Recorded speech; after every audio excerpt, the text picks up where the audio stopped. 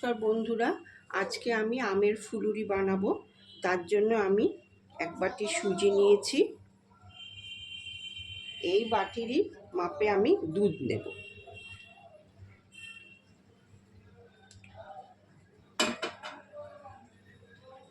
এই বাটিরই মাপে আমি দুধ নিলাম আর নিলাম চিনি। এবার এই তিনটে উপকরণই ভালোভাবে মিশিয়ে নেব।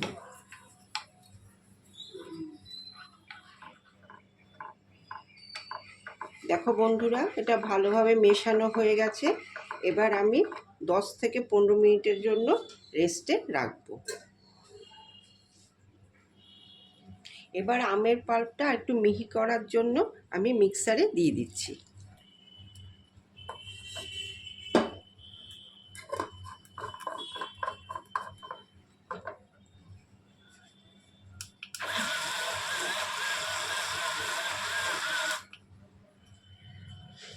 পনেরো মিনিট হয়ে গেল। এবার আমি এটা সরিয়ে নিলাম ঢাকনাটা।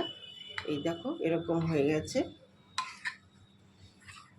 এবার আমি আমের পাল্পটা দিয়ে দিচ্ছি।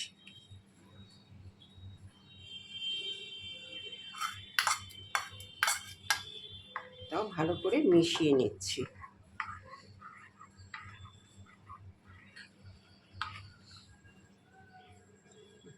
আর আমি শুকনো খোলায় মৌরি ভেজে নিয়েছিলাম।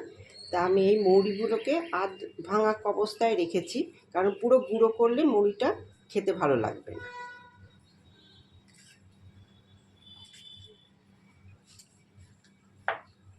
এবার একসঙ্গে ভালো করে মিশিয়ে নিচ্ছি।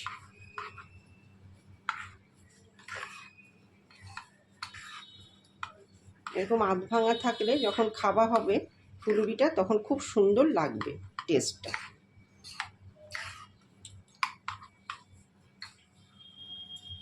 তেলটা খুব ভালো গরম হয়ে গেছে। এবার আমি লো ফ্লেমে করে দিলাম।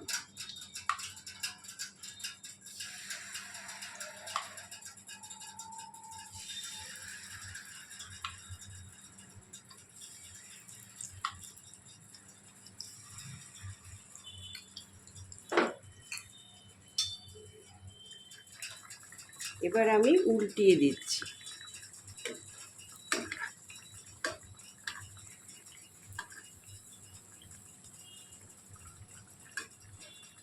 এরকম লালচে করে ভাজলে খেতে দুর্দান্ত লাগে।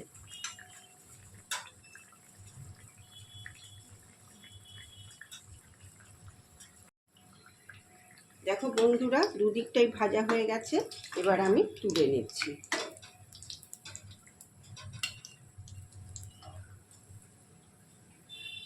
এবার আমি বাদবাকিগুলো ভেজে নেব।